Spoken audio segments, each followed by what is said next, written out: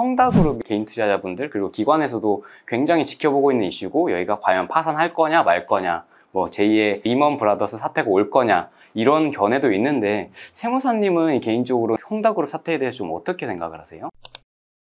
중국이라는 나라의 특수성이 있으니까 사실 예측은 불가능하죠. 근데 이제 뭐 우리나라 또는 아까 제가 주식하던 시기에 가장 겁이 나고 힘들었던 뭐 글로벌 금융위기, 미국발 금융위기죠. 이런 시기에 굉장히 굵직한 기업들이 파산을 했거든요. 그러니까 이게 중국의 특수성이라서 그렇지 중국이 아니었다면 거의 파산은 무조건 100% 기정사실이거든요. 근데 이제 뭐 중국이기 때문에 어떨지는 모르지만 뭐 그 나라의 특수성을 배제하고서 이런 일이 있었을 때 그러면 이제 이게 악재의 소멸은 호재라는 관점에서 일단은 악재가 끝난 거냐 하면 그렇지는 않아요. 왜냐면 아직 파산이 확정된 게 아니니까.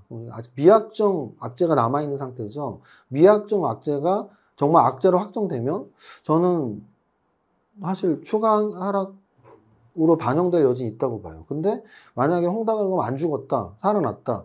그렇다고 해서 미확정 악재가 소멸된 호재로서의 가치가 얼마나 있냐고 했을 때 저는 그렇게 크다고 보진 않거든요. 왜냐하면 이게 부도라는 게 사실은 우리나라도 IMF를 겪었고 미국도 글로벌 금융위기가 있었지만 연쇄부도가 중요한 거거든요. 근데 지금 헝다도 그래서 얼마 전에도 뭐 헝다의 자회사인 헝다 전기차가 뭐 주가가 90%가 빠지고 뭐 하루에 30%가 빠지고 뭐 이런 얘기 나오는데 그게 이제 연쇄부도의 두려움이거든요. 또 하나는 헝다만 무너지는 게 아니고 헝다가 무너진다면 또 관련 기업들이 같이 무너지는 거고.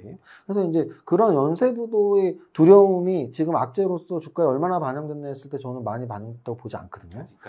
그럼요. 그래서 만약에 그 악재의 확정이 나온다면 분명히 충격은 있을 것 같은데 헝다가 뭐 봉합이 된다고 해서 별로 반영이 안 된 상태니까 호재로서 크게 영향을 미치지는 않을 것 같아요. 그래서 그 헝다 악재만 놓고 본다면 저는 여태까지 다른 미국이나 우리나라나 다른 여러 가지 나라의 기업들이 도산 과정에서 봤을 때 이런 과정을 거치다가 도산이 나오는데 그 헝다는 일단 악재다. 그리고 미확정 악재고 계속 지켜봐야 되고 부담을 갖고 볼 필요는 있다. 이렇게 말씀드립니다. 그러면 이렇게 악재도 많고 사실 뭐 금리 유동성 축소 이 얘기도 계속적으로 나오고 있는데 그럼 사실 국내 개인 투자자분들 입장에서는 지금 그럼 대형주를 해야 되냐 아니면 중소형주를 해야 되냐 조금은 헷갈리시는 분들이 있으실 것 같아요. 근데 세무사님께서는 만약에 양자택일의 질문으로 대형주 아니면은 중소형주 이렇게 질문을 드린다면은 어떻게 답변을 좀 주시겠어요? 이게 이제 사실은 그런 거예요. 주식시장이라는 건 아까도 돈이 많이 풀렸으니까 올랐어. 그 유동성 장세야 뭐 이런 표현을 썼지만 결국 주식의 가격, 주가라는 건 많은 사람들이 많은 돈으로 사주면 올라가는 거거든요. 그러면 과연 지금 지수가 이렇게 좀 묶여있고 유동성이 축소되는 위기에 있다면 그게 악재라면 돈이 분명히 줄어든다는 얘기거든요. 시장에 돈이 줄어들고 있다. 그럼 시장에 돈이 줄어들고 있는 걸 진짜 확인할 수 있니? 확인할 수 있습니다.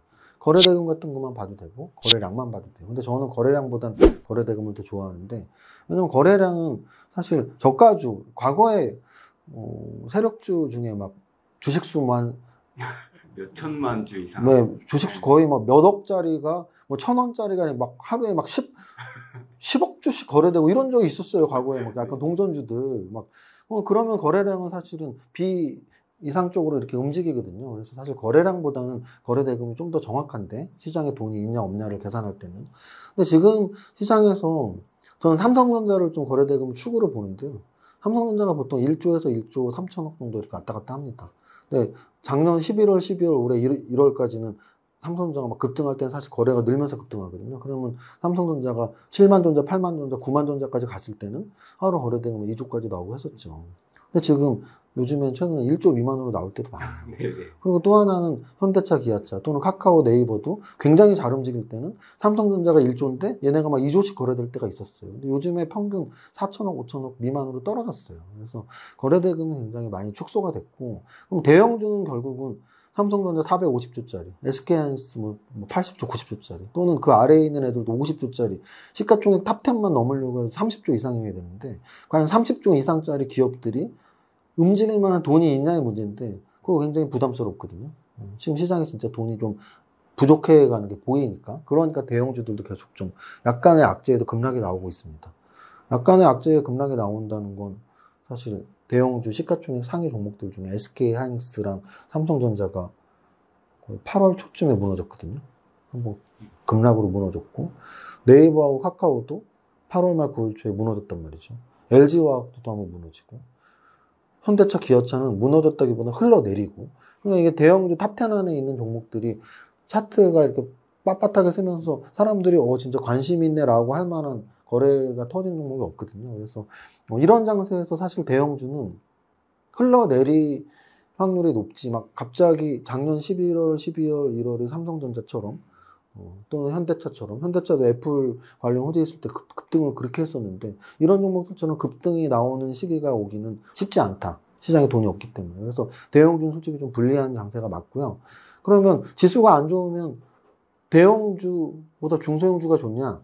제가 아까 말씀드렸죠. 상승장이 있고 옆으로 횡보장이 있고 하락장이 있는데요. 사실 하락장에는 다 안 좋죠. 지수를 이기는 장사가 없거든요. 그래서 하락장에서는 중소형주가 대형주보다 더 빠질 수도 있어요. 근데 이제 저는 횡보장을 얘기하는 거죠.